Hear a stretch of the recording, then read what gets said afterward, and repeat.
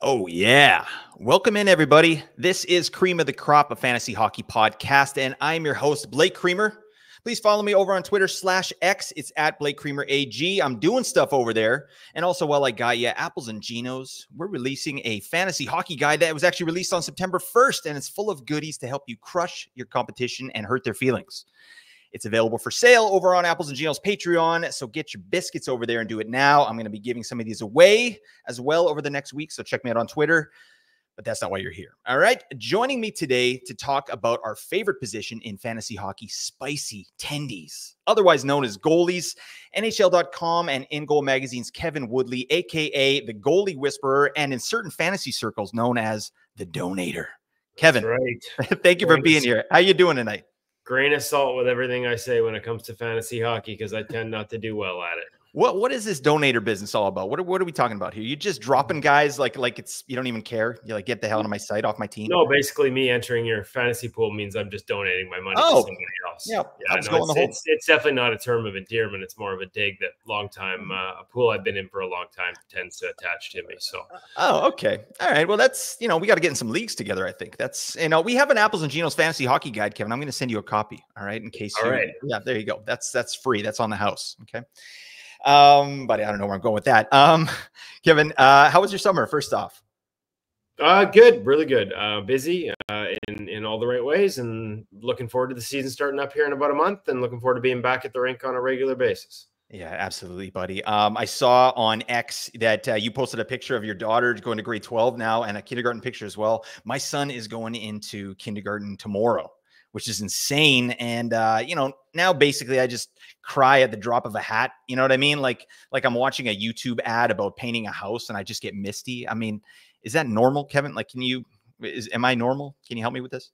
Yeah, no, my daughter and I had one of those moments at the end of her last school year when we realized by the time it was the last day of school and I was driving her, she had her L, not her N. And we realized that would be the last time I drove her to school, because by the time the next year started, she would have her license. And so, yeah, she was like, why do you want to drive me to school this morning? And I explained, and she started crying in the car. So, and then I started bawling. Man. And so, yeah, hey, listen, man, time flies. Enjoy the kindergarten, because pretty soon it is, and that's my youngest. So we'll be empty nesters by this time next year. And it's not easy. So I know it's tough when they're that age at times, but just enjoy it as much as you can, because there's a reason old guys like me give that advice, because it's true. Like the next thing you know, they're graduating and off to college. Yep. No, that's really good advice. I do my best. All right. But I'm pretty freaking tired, like on the regular. I mean, I'm not 100% over here, but yeah, I'm pretty stoked. I'll be putting some pictures out. This kid's jacked up too. He's excited. Anyways, we got to get the business on this. Let's get into it. First things first, you were just on the Canucks Conversation podcast talking about our boys in Vancouver and their goalie problem. So I don't want to go too much on that. Definitely check that podcast out. It was a great appearance by you. But, obviously this goalie issue's carried over since the playoffs. It's absolutely killing my vibe with the Canucks. Demko skating again. Just real quick, when do you expect him back in the lineup? Well, I don't think they know, so I certainly can't say. Certainly a few weeks ago, I was hearing it would be unlikely for the season opener, and yet the fact he's back on the ice, even if it doesn't mean he's doing, he'll be at training camp and he'll be skating, but I don't expect him to be a full participant out of the gate. But the fact that he's on the ice in early September, there's 6 weeks left almost to the start of the regular season. Given how determined this guy is, I wouldn't at all be surprised if he, beats the projections from just a couple of weeks ago and makes it back at the start of the season. And I think if you're a fan of Thatcher Demko or a fan of the Vancouver Canucks, you really shouldn't care whether it's game 1 or game 10. You should care mostly that he's 100%, so that by the time you get to game 82, hopefully everything has gone well in terms of the team being in a playoff spot, and they have their number one goaltender rested, healthy, and ready to go when it matters most, which obviously wasn't the case last season. So, this is one of the best goalies in the league, second in Vezina voting last year, and a guy who can be a difference maker in the postseason. We saw what Vancouver did without him last year. It's probably hard for Canucks fans to think this way, but it's really easy to sort of picture him in that second round series and it being an entirely different result with Vancouver moving on to the conference final. Like, he's a difference maker. He can be that. And so it's just a matter now of finding a way to get him through the end of the season healthy. And Is it ideal that he's starting the year this way? Mm-hmm. Probably not. But as long as it's not at the expense of how he finishes the season, like this is a chance for him to sort of change the narrative around his ability to stay healthy for an entire year and be ready in the playoffs. Yep. No, I like that. I mean, he seemed like he was close. He was almost ready to go in the second round. Was there a setback from that time up to this time, or was it he was just going to push it because that's kind of the kind of guy he is? Oh, I'd imagine there's a little bit of push it, but saying it's unrelated to the injury that kept him out of the playoffs would be like saying that the injury one game into the playoffs was unrelated to the one that kept him out for a month leading up to it, right? Like it's the same joint being re-injured. It's not totally unrelated, even if the Canucks told people that, or were insistent that it was a different part of the knee. So it would be ignorant to pretend it's not related to those two injuries because it was the same knee, is my understanding. And yet at the same time, I'm not sure something didn't happen in the summer. I don't think this was, he got really close, but then didn't feel good so much as, needed possibly a procedure on it. And then that pushed the timeline back. Yeah, absolutely. I mean, side question here, just something I talk about a lot on this podcast is sort of players with this injury narrative. And something you said in that recent Canucks Conversation podcast is you mentioned Ian Clark's sort of system that he does. And you said reverse VH, and I don't know what that is. And I was wondering if you could expand on that. You said it's something that Ian Clark employs, sort of the use of reverse, and that it's hard on the goalie's body. Every goalie in the National Hockey League uses reverse or reverse VH. The system here just puts them in it a little more often and a little longer when plays are going behind the net or further up the wall than maybe everybody else. Reverse VH is basically a post integration whereby the goalie drops his post side leg down to the ice, skate typically tucked inside the post, bottom of the pad against it, and then has his inside leg up off the ice, that knee with the edge dug in, so he can rudder himself around the post or push out or push across to the other post. Jonathan Quick kind of popularized it in 2012 with the Los Angeles Kings, using it regularly en route to the Cup. Its origins are in Sweden a little bit before that, and pretty much every goalie in the league uses it to varying degrees. Now, it's the one that every time somebody snipes a goalie short side below the bottom of the circles and the goalie's down on his knees, that's typically a reverse VH, and then everybody screams about a reverse VH failure. Ian's system has very few reverse VH failures because of the way they execute it. It also connects a lot of their movements, post to post on plays behind the net. Anything that moves from below the goal line or around the goal line up high in the zone, they move very efficiently and powerfully in and out of it. It works for them. I know there are a lot of goalie coaches around the league that feels like it puts them in that position more than they would like.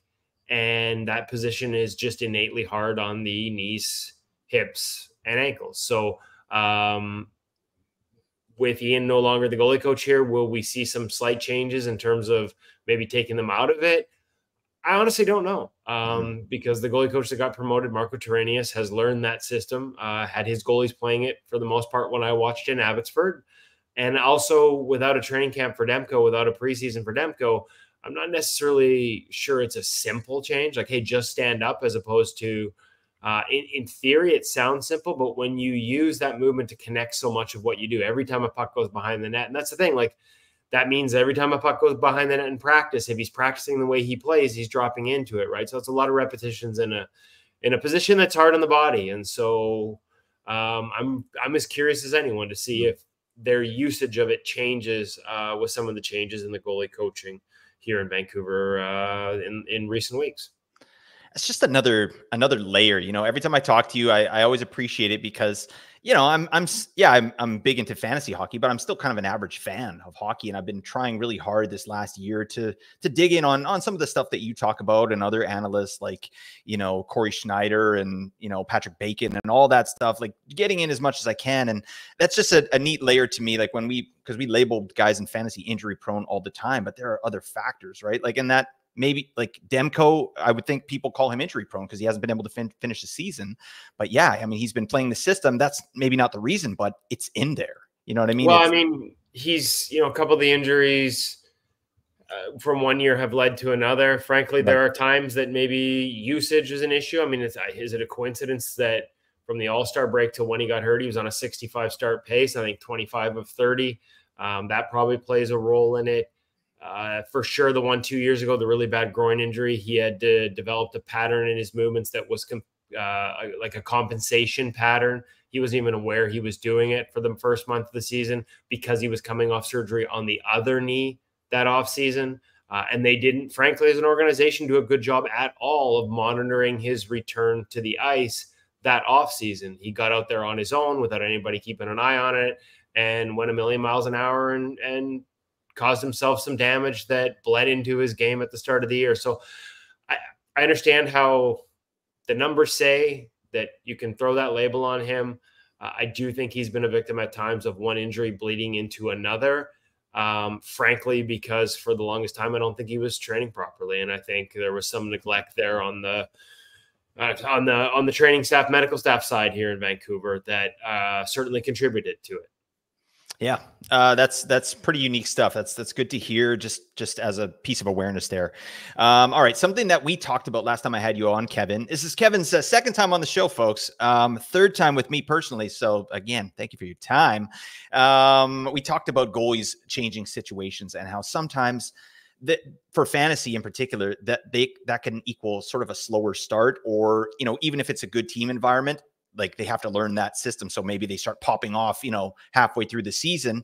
And I'm just wondering, are there goalies that have recently changed teams that you think are maybe primed for a more successful year based on the situation they're walking into? And, I'm just right off the top of my head, I'm thinking of like Markstrom, Kemper, Ullmark, all these guys, even Korpisalo. Like, where do you see these goalies performing this year? Are there any that stand out to you? Well, listen, the systems aren't that different. There's not enough. I don't think systems take a ton of adjustment for a goaltender. It's the reads off how the players in front of them execute the system and the ability to trust individual defensemen, their tendencies within a system, just like a goalie has tendencies, just like a shooter has tendencies, defensemen have tendencies, again, where they're supposed to be, but how they get there. Can you trust them to be there? Are they going to take away the lane? Do they have a good stick? Those things all take a little more time to get comfortable with. And I think that can lead to slow starts with new teams. Markstrom is an interesting one. Mm-hmm. And honestly, I don't know that I have the answer. And so from a fantasy perspective, I might be a little buyer beware just because of the uncertainty that comes with that change. And I say that he was statistically a perfect fit for the New Jersey Devils last season. If they'd gotten him at the deadline, I ran the math, and the math is never as simple as plugging goalie A into team X. But if you did it that way, Markstrom, compared to the two guys they were running, would have saved them 41 goals to that point in the season. That's unheard of. Markstrom at that point in the season was also my Vezina favorite. Obviously, the wheels fell off in Calgary as they got rid of some key personnel in front of him.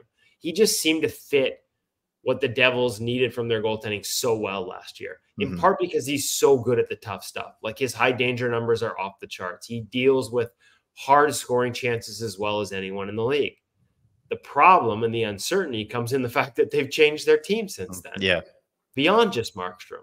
And to me, the one thing that Sheldon Keefe, their new head coach, did in Toronto that was so exceptional is he took a team with a lot of young, offensive, talented players, and he got them to buy in defensively to the point where the goaltending, I don't want to say didn't matter, but where the environment was so friendly that Jack Campbell can get a 5x5 contract from the Edmonton Oilers with a save percentage adjusted for shot quality that was 31st in the league. But you couldn't tell, right? Because the team was so good defensively.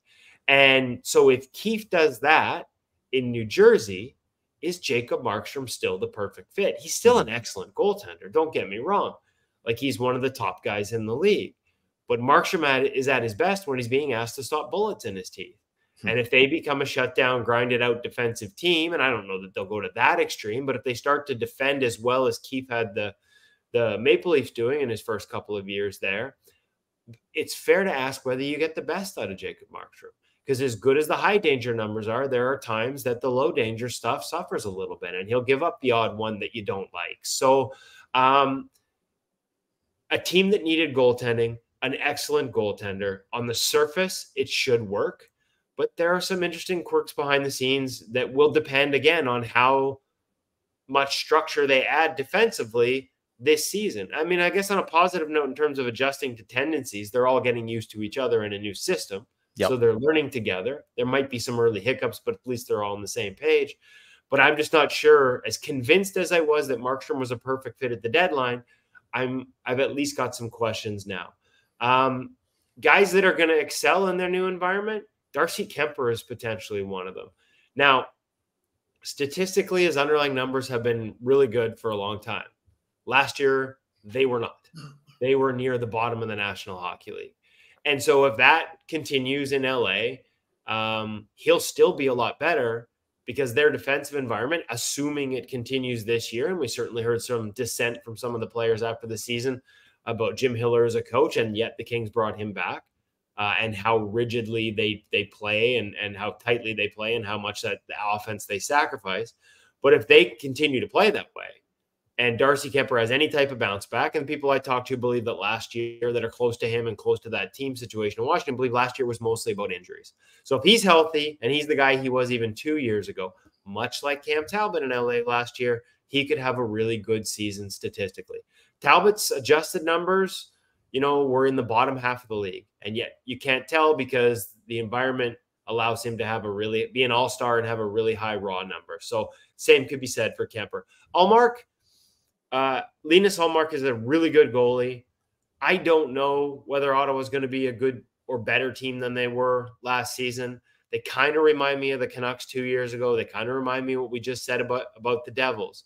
Really good, young, offensively gifted players that have not figured out how to take care of their own end, and that is the most important thing. So can Travis Green get that out of Ottawa? He didn't here in Vancouver, but in fairness, he was preaching the same things in Vancouver that Rick Tocchet did last season. Yep. The players were too young to be ready to listen. They weren't ready for that. And so he just had to let the reins out, let them succeed offensively. I think he's coming into Ottawa with a group that's ready for that message. So hopefully that will translate to a better environment. The good news is Linus Ullmark is good no matter what. Yeah. Behind a terrible defense in Buffalo, his adjusted numbers were excellent, which is part of what attracted Boston to him. He takes a step in Boston behind a better defensive team. Linus Ullmark can play it both ways. Now, people reading NHL.com save percentages might not recognize that if the environment doesn't improve, but it doesn't mean that Linus Ullmark is the problem. Ottawa has to take a step defensively this year. The good news is, though, he can play it either way. If you're giving up tons of chances, Ullmark will be fine. If you're not, he'll be fine. And that's kind of a rare combination to have a guy that you've seen can do it and manage it and succeed in both types of environments. So I think he's a really good fit there. We'll see whether they can give him a chance to post the kind of numbers that the rest of the league recognizes. You had a couple other listed here. Korpisalo in Boston. Honestly, I expect him to have a bounce back season. He's not as bad as he appeared in Ottawa last year. Obviously, that was a bit of a mess. Boston does wonderful things for goaltenders. They put structure in front of them that they can read off of, even if that deteriorated a little bit. And by the way, on that note, like Swayman and Ullmark last year, adjusted save percentage, Ullmark was actually slightly better. So he may have fallen off from his Vezina peak the season before, which was just an otherworldly season. Yep. But he's still a top 10 goaltender in the National Hockey League. Korpisalo, I think he'll have a bounce back this year. But with Swayman, assuming Swayman signs, there's limited upside in terms of the amount of games played. That said, Swayman's never been a post-to-post 60-game starter. So, you could still get, and if Swayman ends up not starting the season, you could still easily get 30, 35 games out of Korpisalo. And if you're in a format where that works for you, I would expect him to have a bounce back. Askarov, unless it's like a keeper league where you're investing long-term, I'd be a little buyer beware. Yeah. I know his agent and him felt he's ready for the NHL and he wasn't going back to Nashville if it meant going back to the American Hockey League this year. I've talked to some people, in the National Hockey League that evaluate goaltending for a living, and they're some of the best people at it, and I trust them immensely. They're not sure he's ready for the National Hockey League right now. There are signs, but there appears to be some things that still need to mature and grow in his game, and that's going to be a really tough environment in San Jose to do it. I mean, is the opportunity there? Absolutely. But they don't project as a team that's going to put their goaltenders in a really good position this year. and enough people that I trust say there are growing pains yet to come for him as a goaltender. And so that's a mix that, hey, it could be a huge step for him. It could pay off long term. There may be a ton of positives for the San Jose Sharks attached with this year, but I'm not sure the things that you want out of a goaltender in fantasy hockey will be one of them out of Askarov. Yeah, that's a really interesting piece, because I've heard that from other people as well, and then to hear it from you and your sources, that's risky bisky, like this guy's, and then to go to San Jose, like it's not exactly a great situation for him. Yeah, he's gonna get a good chance to be a number one, but this guy sounds like he needs a little more development. So that's good stuff there. Well, hey, listen, and chance to be a number one, like Mackenzie Blackwood. We talk about goalies that have trouble staying healthy, but when they're healthy, they have the ability to be like Mackenzie Blackwood on the right team. I still think has all the tools. And I know the Sharks believe this too. Like when we talk about Four Nations Cup and who's going to start for the Olympics for Canada in a couple of years, and there's a lot of question marks around there, make no mistake, Mackenzie Blackwood has the tools to be that guy. The Sharks see it too. And so even if that team gets better sooner, it's no guarantee that it's a scare off ahead of Blackwood that gets the opportunity to be the number one. I love that. I remember you talking about him last time we were on. So that's twice now. We've got some Mackenzie Blackwood love here. So take notice, everybody. That's a player. You know what? Actually, last time we talked about Kevin Lankinen a little bit, and we don't need to get too much into him. But after our conversation, I'm in a couple dynasty leagues, and Lankinen was on the wire. I just added him, just no problem. So I got Lankinen on both my teams, and now no one's signing the guy. What are we doing? Don't get me started on the absurdity of him not having a contract.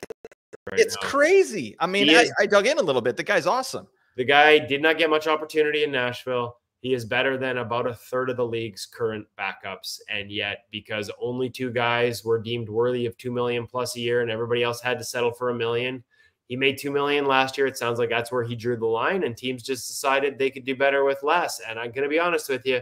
I think there are some teams that are going to regret it because Kevin Lankinen can play. He's not old either. I mean, what is he, like 29 or something? Like, this guy's good to go. But no, everything underlying numbers. Like 2 years ago, I talked about Charlie Lindgren and that contract, the 3 times 1.3 we'd look back as that is the best contract signed that summer. And here we are. Connor Ingram going from Nashville off waivers to the Arizona Coyotes. Another thing I recommended and said he was ready to hit. The underlying on Lankinen is identical. And despite not playing much because Saros is so good the last 2 years, in a bigger sample size than both of those guys, Lankinen, I mean, it's not perfect, but the numbers indicate this is a guy who's ready to pop and certainly could give you really strong 1B numbers. And again, I look around the league, and I'm not going to name names, but there are some guys that I'm just like, he's just flat out better than these guys, and he doesn't have an opportunity yet. It's interesting. To save $1 million, a lot of teams are going to sacrifice some wins this year. Hashtag free Lankinen. What are we doing here? Oh my God. Okay, we got to move on. I want to talk about something that again, you've said in the past, and I'm starting to wrap my head around is some of the teams that do best in the playoffs are these teams that limit high danger chances against off the rush. And why I wanted to just kind of pick your brain on that. Like, why do you think that is, first of all? And then the other thing, just a second part on that is, I ran through the numbers here with some of Corey Schneider's metrics here at All Three Zones. I'm a patron there. And one of the teams that showed out in at least rush shots against, like suppressing them, was Ottawa, which I thought was really strange. And I'm wondering if that's sort of what you see at Clearsight Analytics as well with Ottawa. I would have to pull that up. I'm not sure I can do that fast enough here. I have the website open. Ottawa wasn't a terrible defensive team, but they weren't a great defensive team last year. And sometimes, how everybody measures high danger, and I should clarify, high danger, even strength, not just even strength, but 5-on-5 is the stat that I talk about the most as being really relevant come playoff time. I'll give you an example. The Canucks were excellent at it. That was one of their really good numbers last year. And lo and behold, they pushed the Oilers to 7 games in the second round after getting through the first round. And honestly, sorry, I just got to add a filter here for rush. Ottawa was in the bottom third of the league overall in terms of high danger chances against, and middle in terms of 5-on-5 high danger, even strength off the rush at 15th. But that's one where if their rush numbers I mean, not terrible, middle of the pack in the NHL. And we all know how bad the save percentage was last year. But to be middle of the pack off rush and 29th in the NHL overall tells you how bad they defended in their own zone, right? So obviously when you get to an extreme like that, even being a middle of the pack team off the rush still doesn't help you when you're one of the worst in the entire league at taking care of things in zone. And that's where the Senators were last season. The reason that tends to translate, I think, is that's where you see a lot of free goals. Odd man rushes, man. Like, I'll go back to a conversation with Robin Lehner from Buffalo to New York. He used to talk about, and I never did run through the numbers to see if it backed it up, but in his mind, he felt like he would see 3, on bad nights, even 4 odd man rushes a night in Buffalo. And he got to New York and they would see 1 every 2 games. And as he said to me, I can be on my game feeling great, playing well. And if you give me 4 odd man rushes in a game and they execute on a couple, and 1, maybe 2 goals go in. So the difference between 3 or 4 a game and 1 every couple of games, and I feel like maybe there's a little hyperbole in what he was saying that day, but you get the point. They're the free. You hear coaches talk about, talks about here all the time. It's the free goals. You can't give up the free goals. I remember covering a Ducks game against Vancouver, and they actually played pretty well, but they gave up a bunch of those type of rush chance goals, and nobody. I mean, the Canucks aren't even a great rush team, but they gave them up, and Greg Cronin was livid afterwards. He's like, you can't win in this league if you give up free goals, and we give up free goals. And that's where a lot of high danger stuff off the rush is odd man. And, you know, with teams understanding the importance of moving that puck across the middle of the ice to increase their odds of scoring, more and more teams understand that, more and more teams are executing on it. If you give those up, typically in a regular season, start to finish, like, it's not an easy switch to flip come playoff time.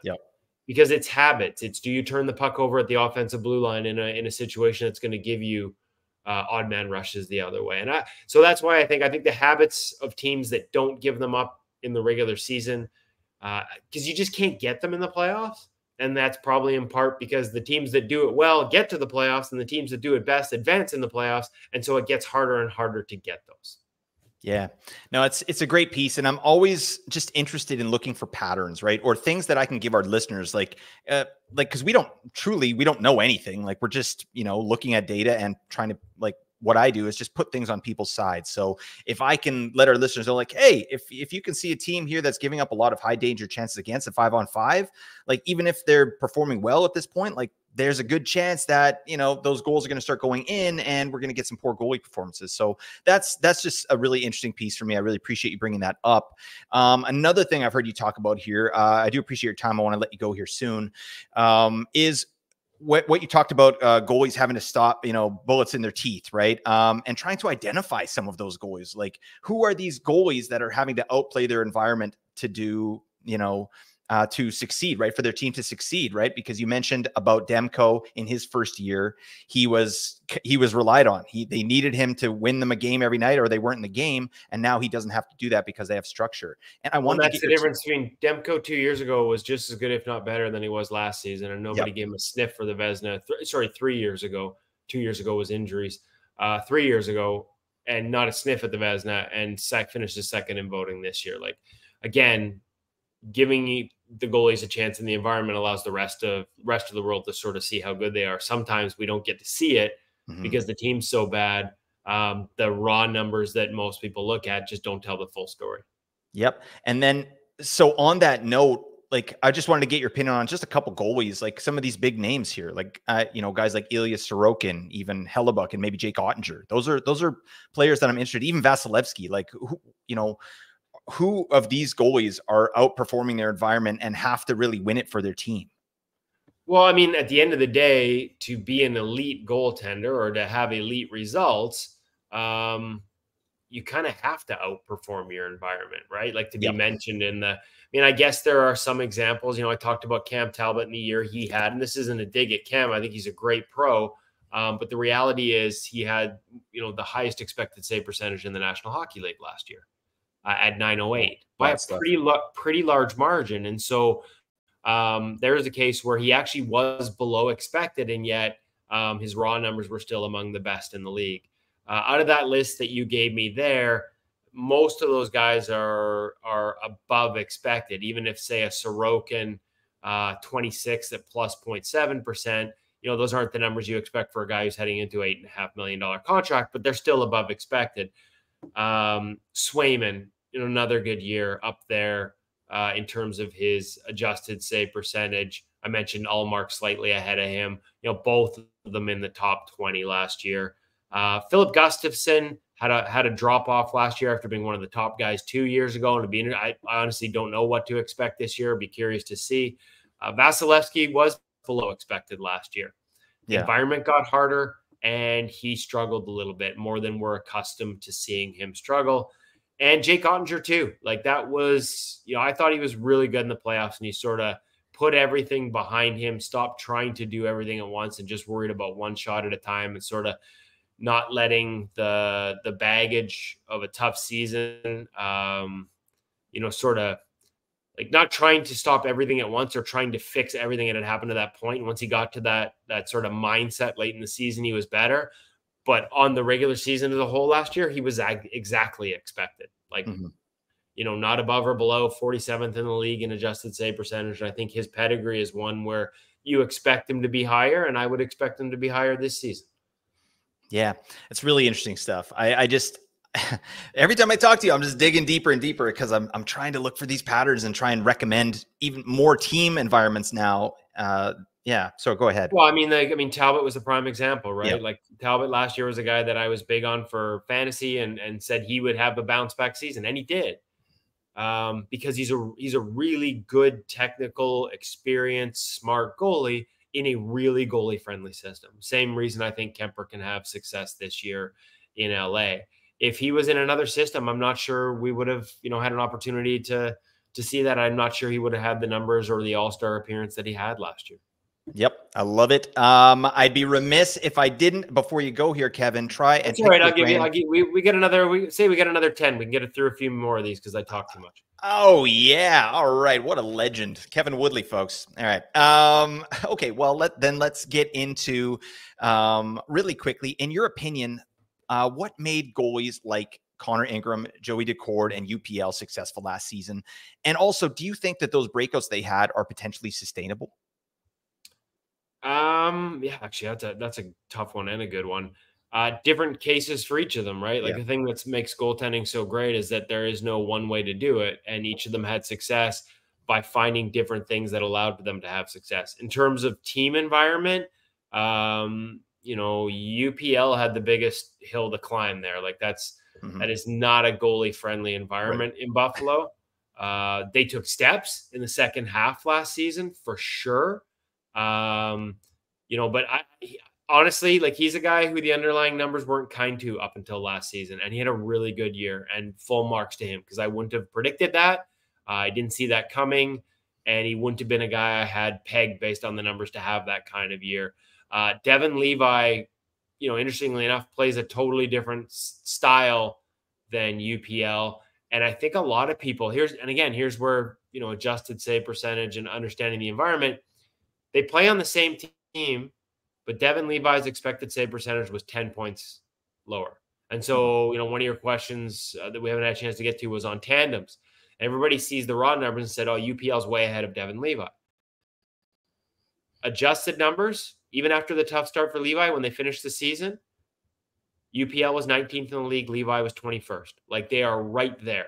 You just can't tell because Levi's environment was that much tougher. And then don't get me started on poor Eric Comrie, who played behind the same team but got stuck in some of the worst starts I've ever seen and had an expected save percentage lower than I've ever seen. I think it was 858 by the end of the year. It was insane. So again, looks like a terrible goalie on the raw numbers, but he had the worst environment in the NHL by almost like by such a huge margin. It's not even funny.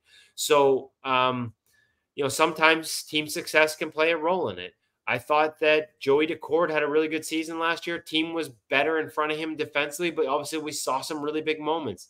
The ability to rise to those moments, to make, game-changing saves in an outdoor game under the pressure of playing. Yeah, that was awesome. In front of 50,000 people. Like, there's a there beyond just, a team that defends with decent structure in front of him. So is it repeatable? I would hope in Buffalo that the environment gets better and that there are even brighter things ahead for UPL and Devin Levi. In Seattle, the wins will come when they can start to score again. Will it be with the coaching change at the expense of the structure that helped their goalies out? Until we know that answer, it's impossible to predict whether Joey Daccord takes yet another step or even matches what he did last year. But I like a lot about his mindset and what he brings in his approach, and so I wouldn't bet against it. Right. And then you're a big Ingram guy anyway. So do you think that like what we saw last year is real? He's the 1A kind of guy going into Utah's inaugural season here? Well, I would not. Vejmelka's a really there's so much to like about his game. I like watching him play. I like watching his edge work. I like how he holds his edges. And I'll be honest, I don't watch enough to have a really good take on why it sort of fell off a cliff for him last year. Right. So a bounce back there is possible, and that would eat into Connor Ingram's numbers. Are they going to be a better team better enough for it to matter? I'm not sure. But at the end of the day, Connor Ingram, it's been well documented, all the things he went through in terms of, finally getting diagnosed with some OCD problems. I always had the underlying numbers, even in the tiny samples of games he got with the Nashville Predators, were very promising. There was always a goalie there. Obviously, there were some things off the ice that had to unlock. Then he finally got the opportunity in Arizona. And, there can be ebbs and flows every year, but there's nothing that I see that leads me to believe he's going to have a fall off. The way he plays isn't as pretty as other guys. Not as tight. It's not as technical. Maybe it is a little more prone to highs and lows because it relies on reads and the way he thinks the game and processes the game. Again, he's already hit this level. I'd be shocked if we saw a massive downturn. And again, the asterisk is as long as the team continues to defend in front of him. Like if there's a downturn in the environment, his numbers will downturn relatively as well. But they've been pretty consistent relative to that environment, both when he was in Nashville in a tiny sample and now since he's gotten Arizona. Basically ever since about halfway through that first season and getting comfortable there, he's taken off. Yeah, you got to think the addition of Sergachev is going to help and not hinder that defensive environment. Again, you would think so, but I think of McHale as more of an offensive defenseman, right? Mm-hmm. So, we'll see. Not to take anything away from him, and then those are, admittedly parts of the game that I don't look at as closely. So, how much of is he as stout defensively as one of his playing partners in Tampa Bay, Victor Hedman? I'm not so sure. So, I do very much like the coach there, and he's a guy with a goalie background that I actually hosted a symposium with or a panel discussion at a goaltending symposium with for Hockey Canada years ago. And it was kind of like, why is our head coach on here? And I quickly realized why. Has a background in goaltending. He understands how goalies play. And when he was an assistant under Patrick Waugh in Colorado, they would change the penalty kill depending on whether it was Varlamov or Jaguar, because they had such different strengths and weaknesses. And so you give me a head coach that understands that and is willing to build some things into his defensive system that suit his goaltending, and I like the chances of that goaltender having continued success. They found a formula already, and I wouldn't expect it to change too much, even as the personnel does. That's a nice little nugget right there for fantasy for Utah. I love that level of detail. I mean, I know it exists, but it's nice to hear about it as well in terms of that. All right, Kevin, we got to get some sleepers out of you. This is what the people want. This is what the people demand. We do 0G draft strategy over here, so we're not drafting goalies until much later. Who are the studs that you're looking at this year? That you think. Just that you're interested in, players of interest. Maybe they have a chance to break out based on the environment or their raw skill or whatever it is. Well, if somebody would just bloody well sign Kevin Lankinen, I'd add him to that list. But again, it's probably going to be in a 1B situation regardless. Right. It's so much is about opportunity. We saw Charlie Lindgren grab it in Washington. I think he'll continue in a starter's role. Although, again, Logan Thompson, talking to some people there, he showed up super early. Yep. And is putting in the work. And the only questions that seemed to surround him in Vegas were about, sort of staying healthy all the time. So if he can stay healthy, he could eat into those minutes.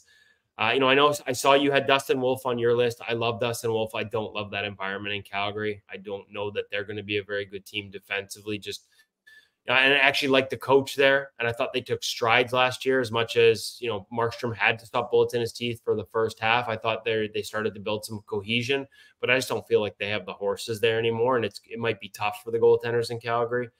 Darcy Kemper's easy, right? Like, as long as he's healthy, and that was the issue last year, I feel like that's a guy that, I'm not even sure he'll have to play great to have a great season. I know you had Lucas Dostal in Anaheim, and certainly very much a fan of him. Again, though, are they going to win enough games for it to matter? Is that environment good enough for it to matter? I honestly, I'm not sure. Justus Annunen would have been one of my candidates for sure. His sample's tiny, but his underlying numbers are exceptional. And if you're the Colorado Avalanche, I loved Alexander Georgiev's playoffs. I thought he bounced back really nicely, especially after that tough first start in Winnipeg. He started the year last year great. I felt like they played the wheels off of him, and he just never got his feet under him. I would think that there is an onus in Colorado to not overplay Georgiev, and that will give Annunen more opportunity. Again, really great adjusted numbers, expected save percentage or adjusted save percentage in a tiny sample, but worth noting that they seem to cherry pick his starts. They either teams that weren't good offensively or them playing well defensively. He, kind of on the Talbot vein, had a very high expected save percentage. And so can he maintain his performance as he starts to get tougher minutes and tougher starts against tougher opponents? Not saying he can't, but until we have that answer, we don't know. There's a lot to like about his game. There's a lot to like about how well he reacted to being put in that situation and getting his first prolonged stint in the NHL. Yep. He's a guy that could pop here, whether it's this year or a year later. There's a lot to like in his game, and it's just sort of a matter of how much opportunity will he get and how quickly does he learn lessons, because any goalie coming in the league, there's inevitably ups and downs, and it's how well you adjust to the downs to get back to the ups and how quickly you can process that information required to do so that, gives you a chance to stick rather than ending up back in the American League for a month trying to find your game. And so that answer, we don't have that answer on Justus, but we've got a lot of positive signs. And I think he's ready to have, we'll call it a breakout because I still believe it, Alexander Georgiev, but I think he's ready to play a more significant role. And obviously that's a team that a lot of people think will have success in front of him. Wow. Kevin, that is really strong stuff. I really appreciate you coming on here, sharing your insight. That's awesome. I want to give you the floor just to plug whatever you need. I also, if you wouldn't mind just chatting really quick about your golf tournament that you're going to be competing in here in mid-September. The golf tournament is one of our sponsors over at In Goal Magazine is the Hockey Shop. The Hockey Shop, source for sports in Langley, and they are putting on a golf tournament to raise funds for the Canucks Autism Network tournament. I am also playing in that tournament. I am not playing for the Hockey Shop team. No offense taken, guys. I'll actually be on Team Sportsnet for the third straight year. So speaking of plugs, if you follow me at Kevin is in goal on Twitter or X or whatever the hell we're calling it this week, usually in the month leading up to the tournament, I will start to do some sort of donate, and you get entered in a draw for things like Demko jerseys, Pedersen, Hughes. I've got a few hanging around, maybe one of those Carey Price jerseys like the one over my shoulder, although not in Team Canada colors, but I've got some Montreal Canadian stuff kicking around for him. We'll do some giveaways there as well to raise money for the Canucks Autism Foundation, Autism Network, and that's what the golf tournament's all about. Anything else, frankly, In Goal Magazine, you can find it at ingoalmag, INGOALMAG.com. And there is no better place in the world to go to become a better goaltender. If you're a parent of a young goaltender, you want to learn more about the position, how to help your young goaltender, whether it's on the ice with NHL guys, in the locker room with NHL goalie coaches, NHL goalies, equipment tips or advice, off-ice training, nutrition, physical training, mindset stuff. There's, I think, over 700 articles and close to 1,000 videos online now. Membership is only $50 Canadian a year. It's less than a skate sharpening pass. And as many goalie coaches around the NHL have told us, there is no better way or better resource to become a better goaltender than In Goal magazine. So make sure you check it out. If you're a goalie, if you're not a goalie, you can learn about the position. But to be honest with you, there's a lot of minutia. You might not like it. But if you are a goalie, frankly, I don't know why you're not subscribing already. Exactly, buddy. This is Apples and Ginos. We talk about statistics a lot. We get deep here, so they like the minutia. Don't worry about that. Thanks a lot, Kevin. I really, really appreciate that. Something you wrote recently in NHL.com article, I'd like to leave you with this. I just thought it was really good. The differences from goalie to goalie remain if you're willing to look for and understand them, and with them, the beautiful tapestry of a position that still refuses to exist in black and white, even though we wanted to. God, for fantasy, it would be really helpful. But I think that really sums it up. And that's something I've really learned listening to you talk. So thanks so much for all you do, buddy. Yeah, no, hey, my pleasure being on here. And that was from my Unmasked column for as part of NHL Goalie Week, which I thought they did a really good job of. And that was my contribution to it, was sort of my ode to why I love this position. And I will say that, to sum it up, like, I know everybody thinks they all play the same, but they really don't. And yeah, as I wrote, the differences may not be as obvious as they were in the era of Hasek and Brodeur, but they are there if you look for them, and it can be fascinating trying to figure them out. It absolutely is. Thanks so much, Kevin. And thank you so much, listeners, for checking us out. We got lots more content on the way, so stick with us at A&G. Thank you for your service, everybody. Until then, celebrate your day. Bye for now.